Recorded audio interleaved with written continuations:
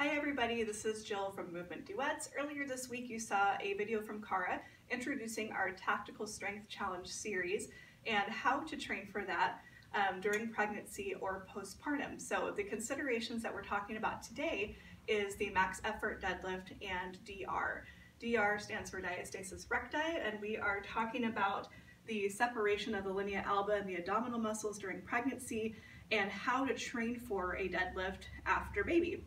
So the thing that we're thinking about when we're thinking about DR and the deadlift is, can you maintain pressure throughout your core during that activity?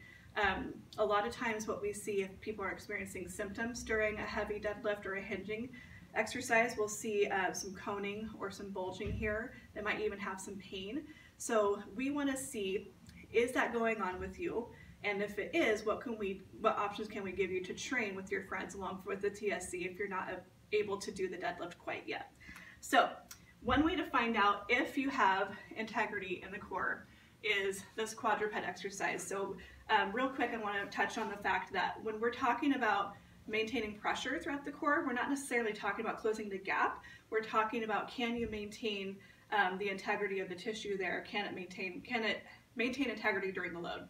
So one way to test for that is to come down onto your hands and knees and extend one leg out. So some of the things that you're looking for are, can you take an easy breath here? Do you have any coning or bulging happening here? If the answer is yes to the coning and bulging, and you don't feel supported in that position, we have some options for you to train up to a barbell deadlift. So those options include, over here, a band-resisted kickback. With the band-resisted kickback, you're going to attach your band to an anchor point. We have ours on our squat rack here, our rig here. You're going to hook it around your foot,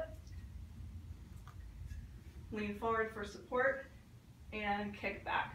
So it's still a hinge, but it's upright so that you're not having to rely so much on the center of your body.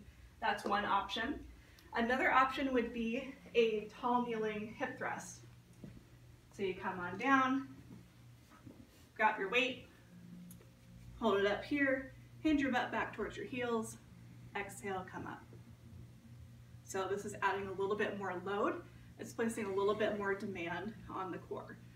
If those are feeling pretty great, then you can progress to an elevated barbell deadlift.